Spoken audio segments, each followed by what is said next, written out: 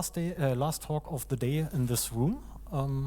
Today we've got the current state of full disk encryption and why it's still not really good. And it's presented by Kmille. And please, the stage is yours. Hi, welcome. Hi, I'm Kmille. I'm an Arch Linux user, nerd, and activist. And this story began a couple of months ago. I got this new laptop, and I asked myself, what's the best way to encrypt the device? And that's also the situation where I went into the rabbit hole of learning about TPMs.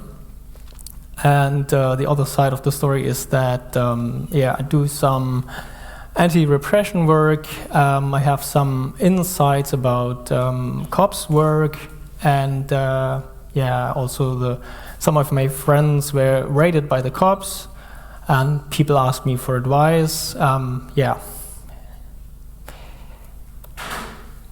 I have some links on the slides, but not all. If you want to have them, the slides or all the links, just check my blog. It's debugging works. So if you ask technical people about full disk encryption, they just say, oh, full disk encryption works, just enable it. But the reality is cops are able to unlock a lot of smartphones, for example, even when they are encrypted. And especially for this talk and my threat model, cops are a real threat. For example, there was a TAG-X demonstration in Leipzig where they seized 350 smartphones. Or before last German elections, someone called Robert Habeck Schwachkopf, and the person also got a house search. And if you think about threat models, if you're doing red teaming, it's sometimes hard to get access to devices, but the cops have a lot of privileges, like they can go to your home and just take your device. They have a lot of time, so when they have the device, they can keep it for months or years, so they can basically wait for exploits. They have a lot of money, so they can just buy products that can unlock devices. And they can even break your device without any consequences. So my expectation is the device is encrypted, and they have physical access, and I want that my data stays safe. From a pure technical perspective, you can differentiate between physical access, so they have physical access of the device, and the other thing is unattended physical access. So then they could backdoor the device. The BKA wants to have the privilege to go to people's room and install backdoors there because they had problems installing them. So this was not the bypassing full disk encryption context.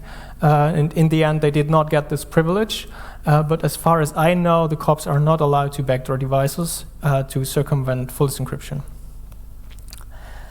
I want to start with smartphone security. And nowadays, all smartphones are encrypted by default. That's good.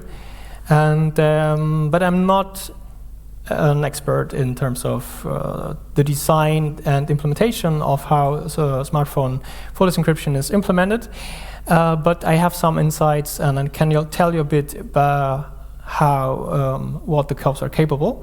And so let's talk about Celebrite, which is a company selling products to unlock and analyze smartphones. And in the end, it looks like this, where they have a tool to just have all the data. And from time to time, there are internal documents which are leaked.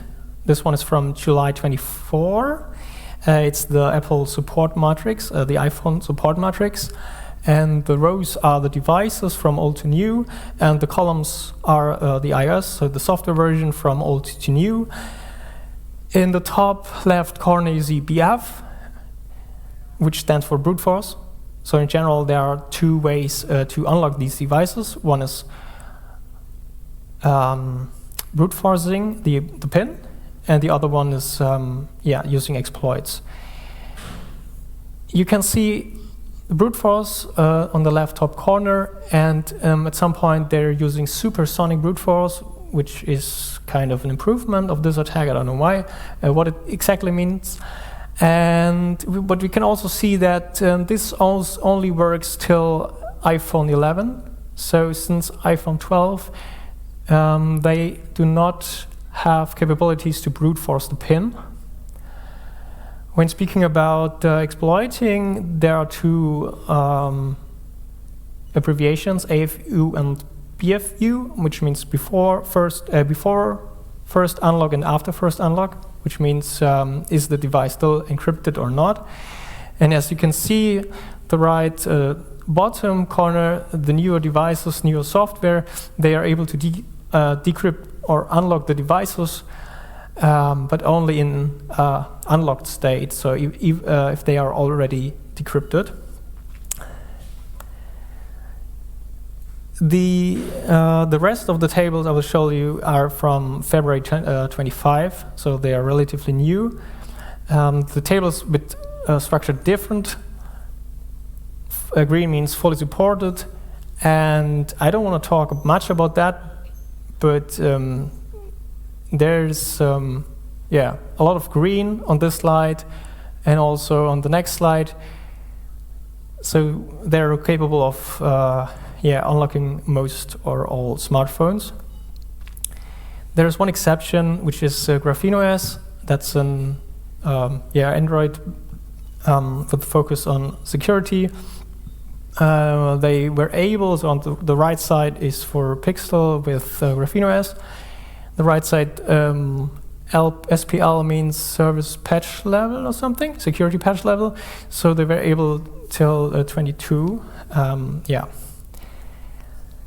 but it's safe right now.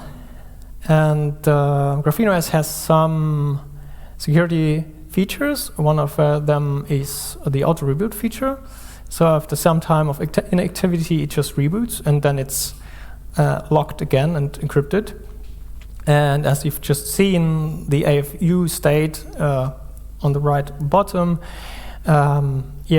this was the problem for iPhones, and Apple just said, okay, we can also do that, and they also implemented this auto reboot feature. And then Android was like, maybe we should also have this. And this from April, so they also implemented this. And I was like, okay, I want to have this too on my laptop. And I implemented something similar. It works a bit different because the logic of smartphones and laptops are a bit different. So I patched my locker, which is i3 lock. Every time I unlock my PC, it locks, it writes the current date and time to a file. And I also wrote a little Go daemon that monitors this file. And if it's not changed, it just monitors the timestamp of the last modified. And if it does not change over time for too long, then just a command is triggered. But this is not just some marketing. This is also the reality and what I experienced. So this is from investigations against me, where they had a phone and they unlocked it with Celebrite, and this is part of the file. And they said, oh, we use brute force BFU, and this is also the pin.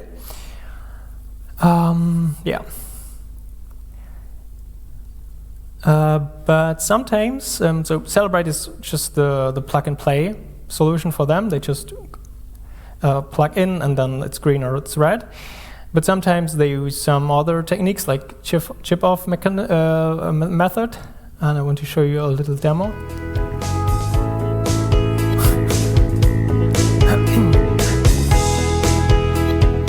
It does not work. And no, it didn't work. So now it works. So they basically take the phone apart, remove the main board, and use some chemicals and a lot of heat to extract the flash chip.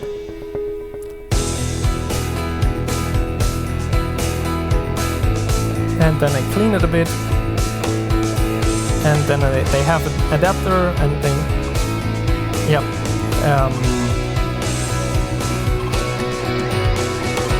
that's fine. Then it depends on how the system is built. So nowadays there should be full encryption, and then the question is how it is implemented. When is built with a TPM or similar, then it's not possible to decrypt it at this point. If you have a PIN as password, and you can just brute force it. This is how it looks like when you get your device back. This was in the context of Letzte Generation. And also last month, there was a public trial in the Budapest complex. There was a cop as witness. And they said that they were not able to unlock or analyze Graphene OS devices, so they're still safe. So the interim conclusion is full encryption just works. Not the case for smartphones. That's my opinion. One recommendation I would like to give is to use disappearing messages, because when they have the phone, it takes some time, months, till they analyze it, and in this time the messages can disappear. Yeah, and now let's move to Linux. I recently, so a few weeks ago, I installed the latest Ubuntu in a virtual machine. And it's still not encrypted per default, which is a bit sad, but it is how it is. But it's possible to encrypt an existing Linux system. That's something people may not know. It's not as easy as on Windows, where you can just enable it and wait. So you have to boot from USB. You need to shrink the file system a bit so that there's space for the Lux header. And then you can use crypt setup, re-encrypt, and then you have an encrypted system. But not with XFS. This is for X2, X4. For people using XFS, there's no resize. So Yep. Yeah. But the Ubuntu installer also provides support for encryption. When you choose this, then you have 3 partitions. SDA3 is for data, which is encrypted. There is an unencrypted /boot partition, and bootfE for the bootloader. And let's just recap a bit how the boot process works with an unencrypted boot partition. UEFI is pretty smart and powerful, so it finds a partition of type EFI system. It understands the FAT file system, so you can just run arbitrary EFI applications, for example, and bootloader, but does not necessary. And which one is specified by EFI variables. And in my Ubuntu test VM, it was bootfE, FE, Ubuntu grub x64 FE. And what happens then is that the bootloader mounts the unencrypted boot partition. This is where the kernel and the init.rd lays, and they are run. And inside of the init.rd, there's code that decrypts the disk, mounts it, and then runs the init system.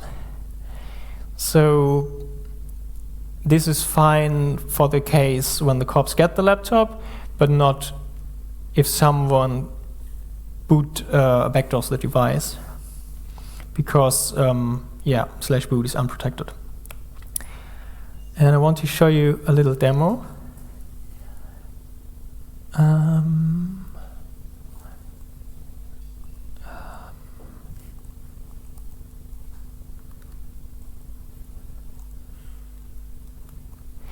So I have here an init.rd. Need to make this. Yeah, you can read this. Okay, so there's the init.rd from the Ubuntu test VM, and there's a tool unmake initfs to extract it. The init.rd is just a small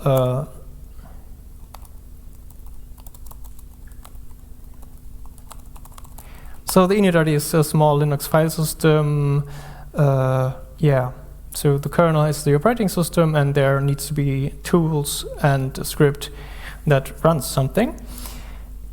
The init.rd also contains microkernel updates. This is extracted now. And normally the init.rd is busybox based, so there's /init as an init system. And so there are scripts and some binaries, and some systems use systemd even in the init.rd. And there you cannot, as we can see a bit later, we cannot just backdoor a script.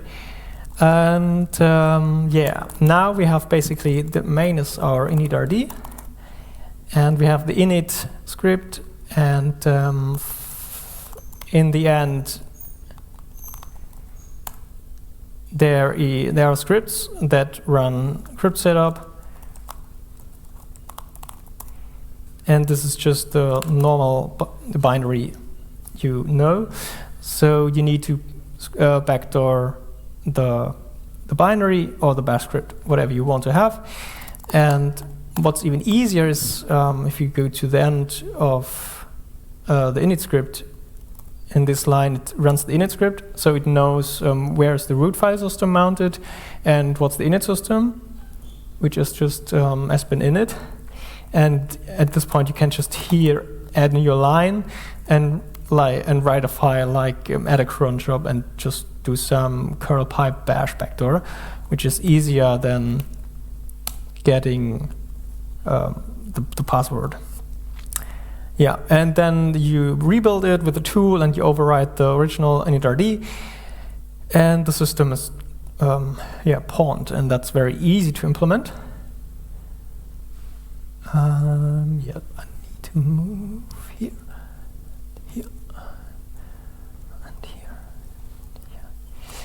Okay. Okay, so the next step would be to encrypt /boot partition. This is supported by grub, but it's not supported by the Ubuntu installer. And what changes is that the init.rd and kernel are protected because they are encrypted. And the decryption of /boot takes place in the grub x64 EFI application. But the backdoor can still, you can still backdoor it because grub x64 is not protected. So this is where the code lays that asks you for the password, and this cannot be encrypted. So the problem remains, and what we need is to verify the code that it's not backdoored, which we can do with secure boot. So the summary is that it's just way harder to implement, but it's still possible. A couple of years ago, I implemented a proof of concept implementing evilmate on encrypted boot, also on GPN. I built it for BIOS boot and not UEFI. Yeah, but I don't know about public tools doing this right now. If you want to secure boot, you boot into your firmware, you enable secure boot, put it into setup mode. So you basically remove all the existing trusted certificates. And then you set a password, because when you don't have a password, someone else can just disable secure boot. And then you can boot back into your Linux system. You can use the tool SB control. It's very easy to use. And use SB control create keys. This creates your own custom CA. And then you can enroll it with SB control enroll keys. And then, of course, you have to assign your EFI applications. For example, boot FE Ubuntu grub x64.fe. And this is automatically done after a kernel update. And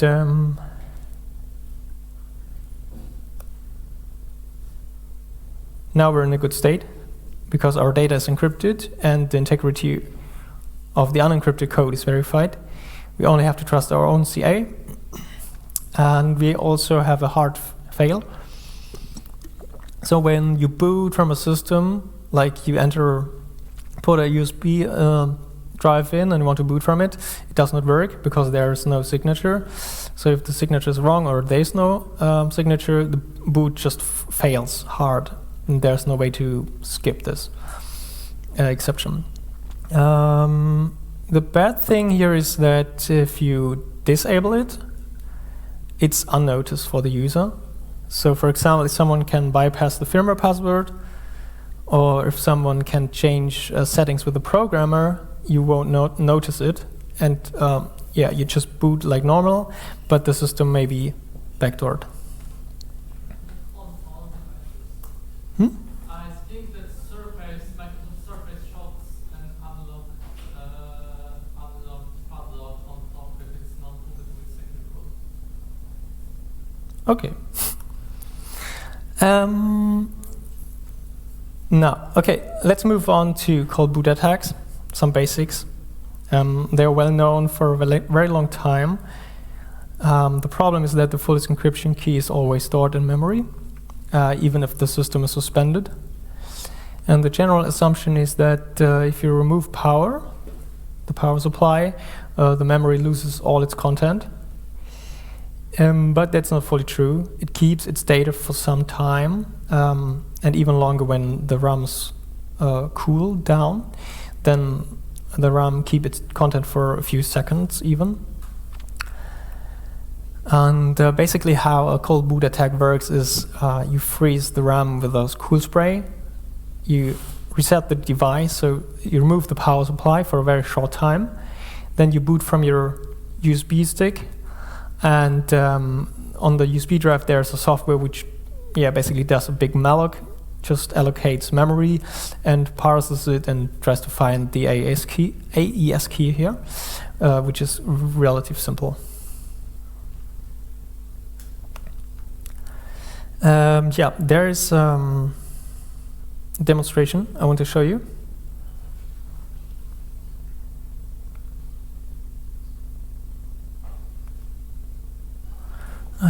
So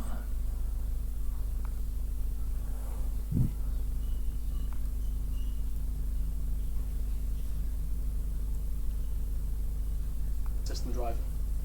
You can see here the full system drive is mounted in Vericrypt and it's encrypted with an AES algorithm. Okay, so we're going to move on to open the computer now. And from here we're going to begin our cold boot attack. Start our cold boot attack. You can see we've got the good boy USB plugged in. The machine's powered on and ready to go. So we're going to open now with cooling the RAM down with the spray. Now you want to get a nice even coverage. You want to make sure the RAM is cold entirely all the way through. At a constant temperature, you don't want some parts warmer than others. And we are almost ready to cycle the power. Now you want to power down the machine and power it back on. Keep applying your cold spray as needed. You want to keep it cold enough to get to the boot menu, where our bootable USB will start up. It's booting up right now.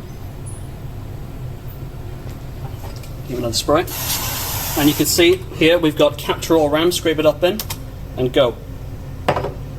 And now the cold boot's occurring. The RAM's safe and powered up. And now you can leave it be. In a few hours you'll be ready to go.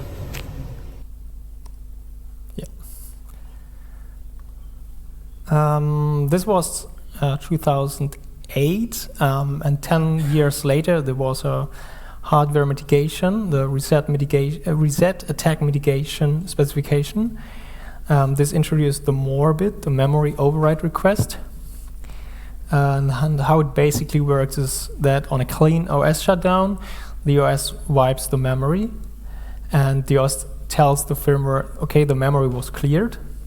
And the firmware sets the MORBIT, and the next boot the firmware checks the MORBIT, and if memory was not cleared before, the firmware clears the RAM, and then it boots the system. So on an improper shutdown, the memory gets cleared before booting the system, and this fixes the problem. In the same year, also 2018, F-Secure was able to bypass this, and they used a programmer to change the NVRAM before booting the device. And I also have a demonstration on this. This is cutted. You will see. Oh no.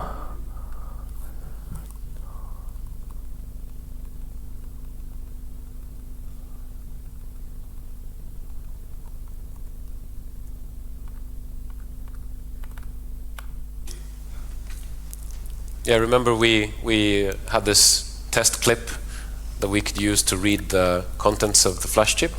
We built a small prototype tool that could also write to the flash chip and not write the whole firmware image, but just to that specific byte. Yeah.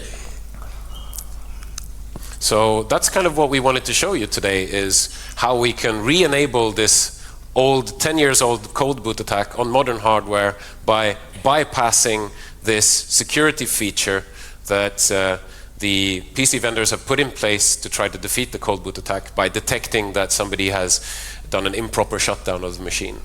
So now we're going to do the demo. You're not going to lose your passwords. Yeah.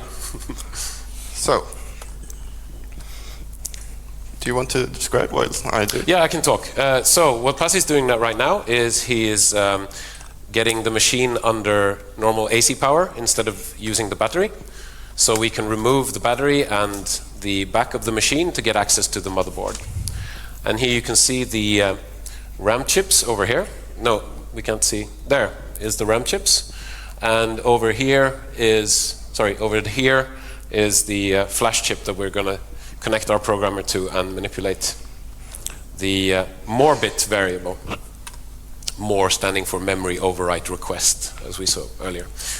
So the upside down can of compressed air is actually letting out the compressed gas that drives out the air, which like is butane gas or something. So that will, when it evaporates, cool down the memory chips. And Pasi is also inserting the USB stick that we will be booting from momentarily, once it seems like it's nice and cold. So now he will shut off power to the machine with the power switch, because that's easier than plugging and unplugging, unplugging and plugging the power cable. And once the machine is powered off, he will rewrite the contents of the flash chip.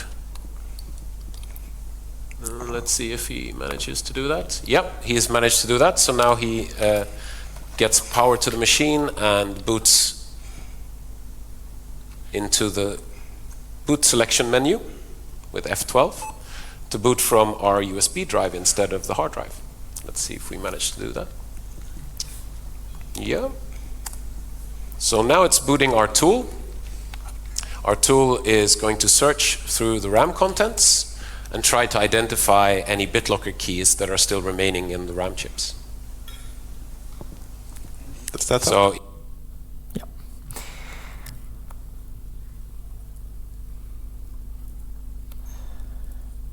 Yeah, this is also the last demonstration I found about this topic. So this seems, yeah, this is still up to date, the current information about cold boot attacks. There are some not so great mitigations, like don't left your device unattended, use secure boot with your own CA, then they cannot just boot from random CA. This is not wrong, or maybe. But the attacker can remove the RAM and put it into their own device. Then there are no security measures.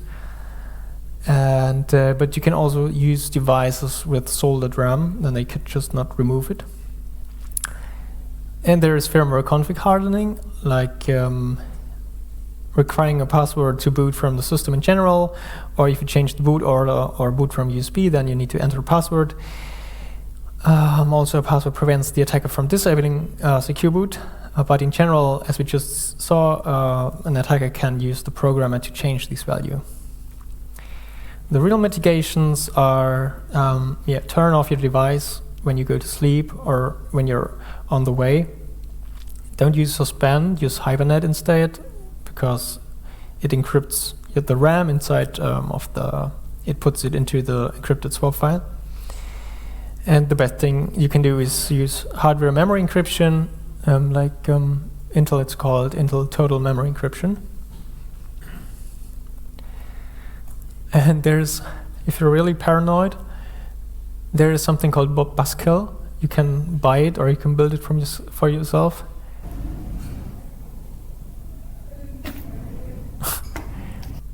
Yeah, it's basically, a USB cable with a magnetic adapter and a UDEF rule. So when the device was removed, a UDEF rule could just execute the command.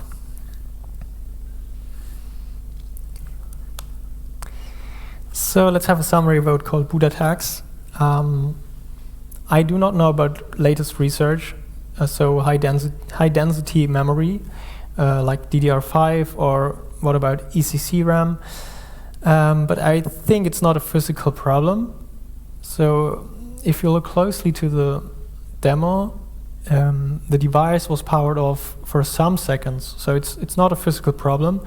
So you have to bypass the more bit with the programmer, or you have to put the device into a different RAM, in a different device. In general, you have a single try. Yeah, that's the limitation here. I know that cops are performing cold boot attacks, though it's not the default. They're probably fine with their Celebrite plug-and-play solution because they can analyze most smartphones. But if you're sitting in front of a desktop computer in your basement and hacking companies, they probably want to get access to this device. All right. Let's move on to the next topic, which is TPM. Nowadays, all major platforms use TPMs for full disk encryption.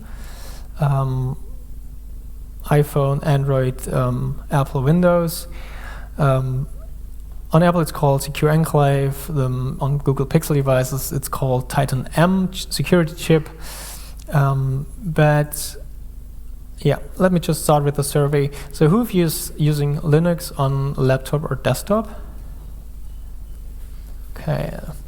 Now keep your hands raised. And who of you is using full disk encryption? Some hands go down. But who of you is using a TPM? Only a few of them. Nice. Okay. Yeah, I learned about TPMs and it was hard. And I would still say I'm not an expert, so don't trust me. Yeah, but I think it's good to know about what they are doing, and there are also some problems you can have when using TPMs. So what is a TPM? It stands for Trusted Platform Module. It's a dedicated security chip. It's a Windows requirement for a long time, so almost all devices have one. Nowadays, version 2.0 is only relevant. And functions. It has a secure random number generator, but you can also use it as private key storage. So, for example, it can hold your SSH key, then nobody can exfiltrate them. It's also a passive device, so when software is not using it, then it's not doing anything. When you want to use a TPM for full disk encryption, there are different ways, but in general, the key is stored inside the TPM, and the TPM itself can be protected with a pin, which can also be alphanumeric. And this also means that you can only decrypt the device with a TPM, so you cannot boot from a different device. You cannot just remove the disk and put it somewhere else. And this means that you should have a recovery key, because if the mainboard of the TPM is broken, you're lost. And technically, a TPM just uses a single Luke's key slot, and they're independent. And the recovery key is basically just a password key slot. And yeah, during boot, you have to enter the PIN, and then the TPM gives you the key for the full disk encryption. Also, the TPM implements a lockout mechanism, so brute forcing is not possible. And in the end, you can use a weaker password, comparing it, using it directly for full disk encryption. Then there's another scenario. You may know it from Windows. You boot the device, and it automatically decrypts the disk, which means also the attacker can decrypt the disk, but not if the system was modified. So if the attacker boots from USB, or if they backdoor the init.rd, the TPM will not decrypt the disk then. And this works by so during boot, each component is hashed and verified by using the PCRs, and this is also known as measured boot.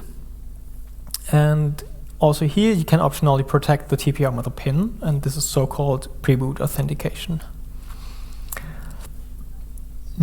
Yeah, so you basically, when you boot the device, you have this main CPU running the firmware, bootloader, initRD, and kernel, and you have this separate TPM, which is isolated, and every boot stage is sending data to the TPM, and the TPM itself hashes the data and keeps the data. And the data you send to the TPM, this can be code or configuration, code like kernel or the firmware, but it can also be config like the kernel command line or the firmware configuration. And only when the hashes match, so you boot the device, you calculate the hashes, and that's your current hash, and then the TPM compares them with the values when the TPM was enrolled, so when full disk encryption was set up, and only if they match, then the TPM unseals the key. This is how it's called in the TPM world. Yeah, this hashing thing is done with PCRs. This stands for Platform Control Register. They're used to check the integrity of the system. My laptop has 24 PCRs. They are indexed, used as, or yeah, you're referenced by index, so just PCR 7, for example. And yeah, each register holds a SHA-2 value, is initialized with zeros, cannot be resetted, and each PCR has a dedicated purpose. Also, data can only be extended, so you cannot just reset them.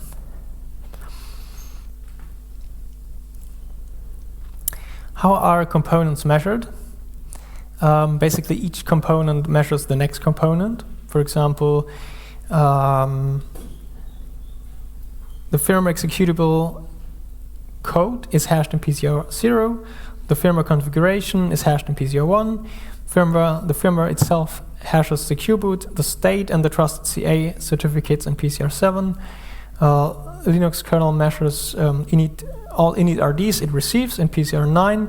The bootloader measures the kernel command line in PCR 12.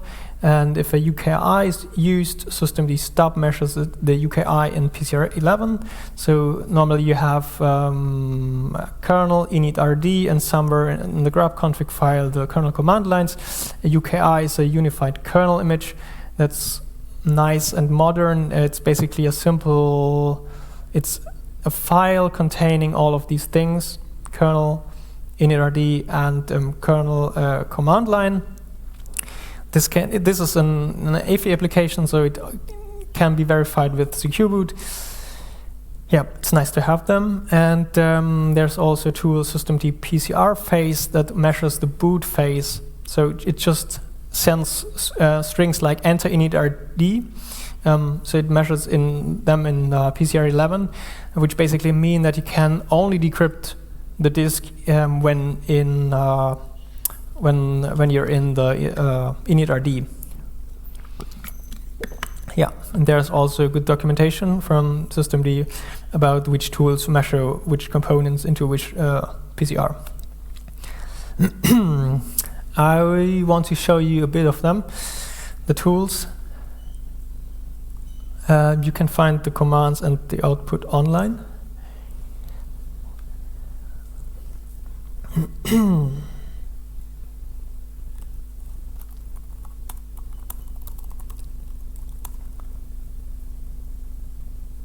So let's start with, do I have a TPM? You can use systemd analyze has TPM2, and it says yes, and it also tells you the install libraries. If you want to play with TPMs, there's a package TPM2 tools. It has a lot of tools to play with TPMs, so yeah, feel free to play with them. There's a tool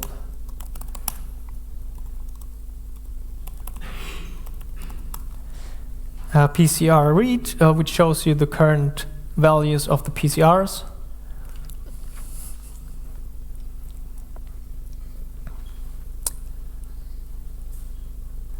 And we can also extend. So let's get only 7. And we can hash a random file. And then we can use PCR extend. Let me check the syntax. And extend PCR7 by some data. And you cannot just send arbitrary data to the TPM. I think because it's too big and the TPM does not have that much space and memories, but it's fine to just extend it by by hashes.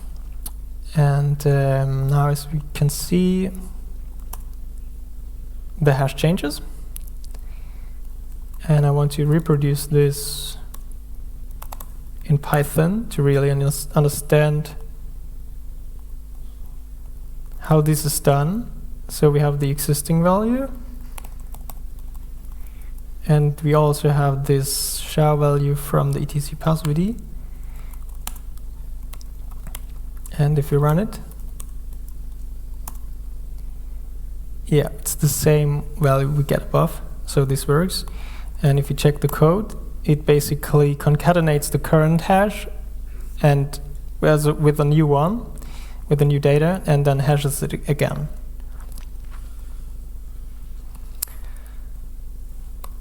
If you want to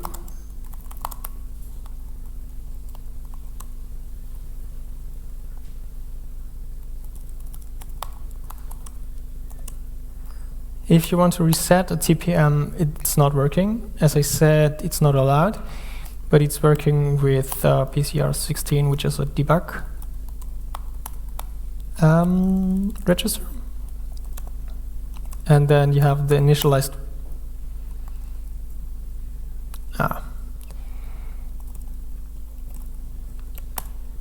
then you have the initialized value of just zeros. Then let's just encrypt a disk using the TPM. So let's create a disk. And then we just use crypt setup looks format to encrypt the disk with looks. Yes, and I'm using an empty password here. Then there's the tool system decrypt enroll.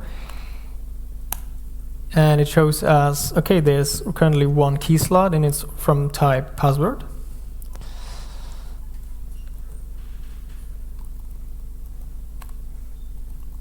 Okay, now let's enroll the TPM. So we say TPM crypt enroll, TPM device author. So it uses the only device or the only TPM that's existing. We tell it to use a pin, and we tell the TPM use or bind PCR 1, 2, and 3, and 4. And we're also wiping all empty slots, so the existing one we just created before. Now I enter a pin.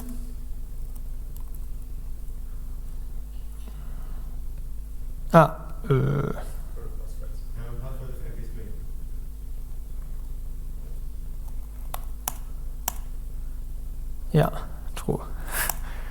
Confusing. Yeah. So that worked, and now we enrolled the TPM, and now we only have a single key slot of type TPM2. Then we can use system decrypt enroll to add a recovery key. And we unlock it at this point with the TPM. And this auto-generates a long random password and also gives you some hints and a QR code. And when we use the crypt enroll again, we can see we have one slot of type recovery and one slot of type TPM2. Then let's just do it for full completeness. We can attach to it using the TPM. So now we decrypted it, And of course, we can also close it again. And now let's do the following. Let's extend PCR4, which means someone changed something in the system. So we just bound it to PCR4, 1 to 4, and now we change the PCR4 value. And when we now want to decrypt it again with the TPM, it asks for the PIN. I enter the PIN, and it says here, the red, I didn't see it. Fail to unseal the secret, operation not permitted. Not a great error message, but the problem is that PCR4 changed. So at this point, we need to open the disk by password, which is the recovery key we just got here. And this is our, so this worked. And oops. And last but not least, we can have a look using luxdump to check the header. And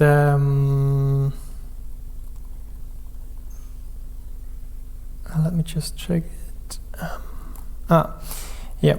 So Lux has an option to add data, JSON data, to each key slot. And so, for example, there's the metadata for the TPM2 deployment enrollment. So it says I use PCR 1, 2, 3, 4. And I'm also using a PIN. This is true. Yeah.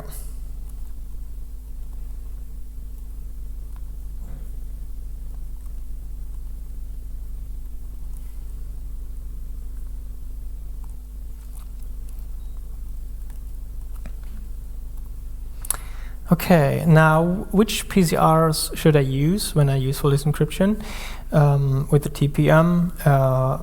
The more the better, as the attack surface shrinks for the attacker. But what happens when a PCR changes? Then you have to re-enroll the TPM, which means you have to, what I just did, use the recovery key to boot it from the device, and then you enroll the TPM and use the vibe slot, and then you vibe the existing key slot. In practice, this means, so you have, for example, PCR7, the secure boot state. This is always constant. There's PCR0, it's the firmware, so when you update the firmware, it changes. This happens rarely, like when you change firmware configuration. For me as a technical person, that's fine. Then I have to re-enroll the TPM. But there is the kernel and the initRD. They change rarely often, and that needs a different solution. This is called signed PCR policy. So there are two ways to use a PCR. The one I just described earlier by comparing the PCRs, the one when enrolled and the one they have currently. And the other mechanism works like this. You once generate an asymmetric key pair, and when enrolling the TPM, you bind the public key to the TPM, and the UKI, the unified kernel image, is signed by the key bound to the TPM. And when you update the kernel, UKI is regenerated and also automatically signed. Yeah, I also have a demonstration for this.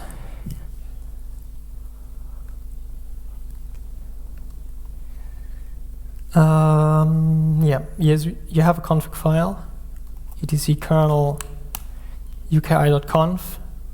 It basically specifies where the private and public key lays, and then there's a tool UKFI you need to install. I need to tell them what to do. And for example, in the beginning you need to generate a key pair, which is already done in my case. I want to skip this one. And then during a kernel update, a pacman hook is called, and then it calls make init CPIO, which recreates the initRD and also the UK and the unified kernel image.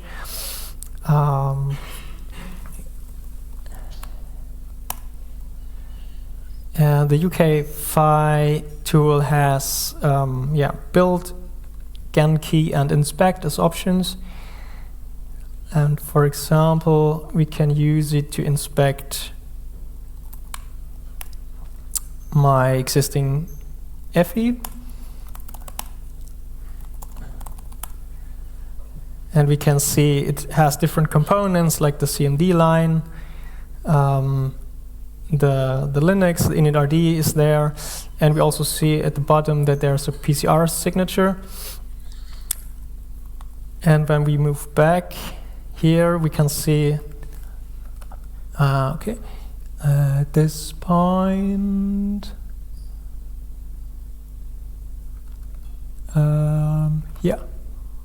can copy it up. So where it is? Oh, it's so big.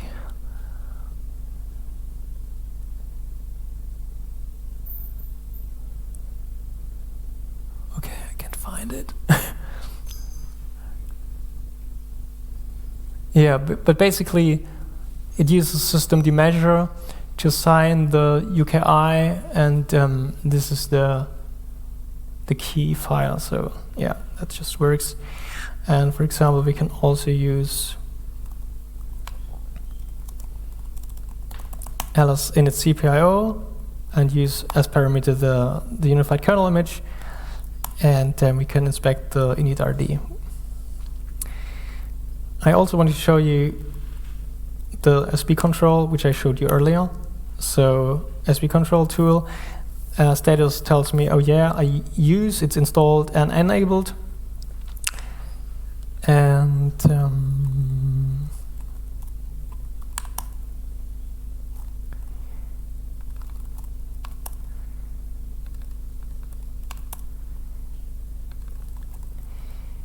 so these are my AFI applications, and I can just verify them. So this is my bootloader. I use systemd boot instead of grub, and this is my unified kernel image. So they are both signed. Yep.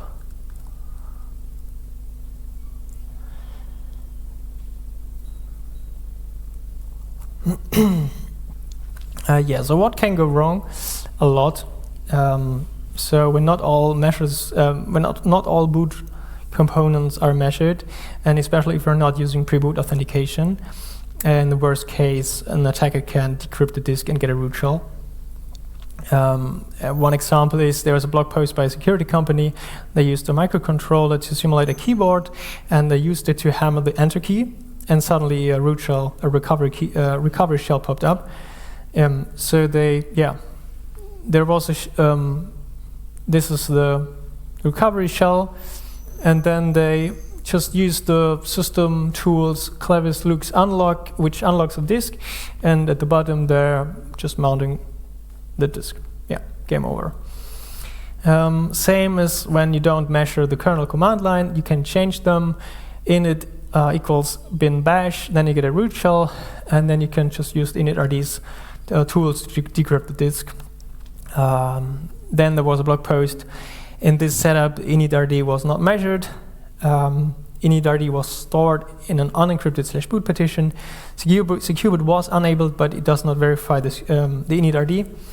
Also, UKI was not used, and yeah, also in this case, the attacker can pop up a shell by just changing the initRD.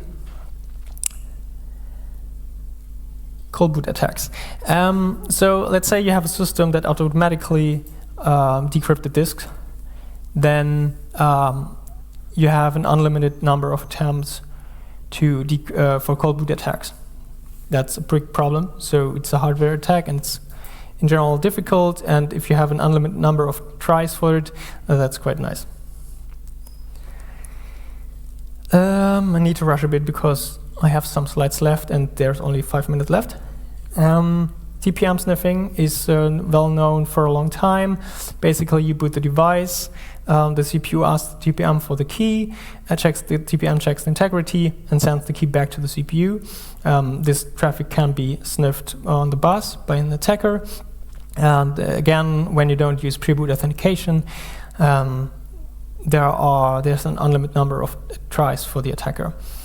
This was hard because the TPM is small, and then people found debug interface pins on the back of the laptop, which was a bit easier. Then in February 24, Stack Smashing published and created his own microcontroller using a Raspberry Pi Pico in his own tool, and at this point no soldering was required. And yeah, it was very easy. There is mitigation, so there are firmware TPMs, which means they are embedded inside the CPU. There's also parameter encryption, so you can encrypt the traffic between CPU and TPM, which is implemented by systemd in 2022. Yeah, sorry, I need to rush really, but a few words about the broken state of Windows BitLocker. It uses the TPM to decrypt the disk automatically during boot. There is no PIN required, and they do not implement parameter encryption. I don't know why. This is from a blog post. They use TPM sniffing attacks on their red team engagements, and they say, indeed, the way we perform the attack nowadays allows us to break the BitLocker protection in only a few minutes on 3 major enterprise-grade laptop manufacturers, Lenovo, HP, and Dell. There are even workshops you can attend to learn how to break BitLocker. So the bad thing is there are an unlimited number of tries for cold boot attacks, unlimited tries for TPM sniffing attacks. The BitLocker recovery key is often stored online in the user's Microsoft account. There's also the BitPixie vulnerability. It's a TPM-related issue. It's not fixed. There was a talk last year on the Congress. There are proof of concepts online. They are stable. And the good thing is all of these issues can be fixed by enabling pre-boot authentication, but you can only do this by with command line or the group policy editor, so it's unnecessarily hard for regular users. And yeah, so you should expect cops to be able to decrypt Windows devices. And yeah, but conclusion, encryption still works. So this is from a forensics report where they say, okay, we were not able to get data because they were encrypted and we did not have the technical capabilities to bypass the full encryption. Yeah, so the situation for smartphones is very bad. Windows has flaws everywhere. Please activate pre-boot authentication. I do not know about Macs, so if you know about it, please tell me or use the Q&A. Yeah, and secure boot and TPM is very powerful because someone can maybe disable your secure boot, but then PCR7 changes, and in combination it's very powerful. And as cops, sometimes they cannot circumvent full encryption, so they need some non-technical solutions. For example, this was in the news last month. And so a security researcher submitted some vulnerabilities to a company. They did not get a response at all. Then the cops, he got a visit from the cops, but not as usual. There were just 2 normal people pretending to be DHL couriers. So they were asking, hey, we have a package for this person. Are you this package? Then the person was, yes, that's me. And then a bunch of cops came, put them aside, and yeah, they got access to the unlocked device. Then the higher court in Germany confirmed that cops are allowed to force you to unlock the device with biometrics. There are cameras everywhere, especially in trains or railways. And yeah, by cops being cops. So for example, Tag X demonstration in Leipzig, where they seized 350 devices. 72 people gave them their PIN, voluntary, and because cops telling lies, they're using violence, they're putting people under pressure. In this case, they told them, you will get your device earlier, you can keep it if you just give me the PIN. Okay, we can skip this. And yeah, again, slides and reads are online. Just check it if you want. Sorry for the rush in the end.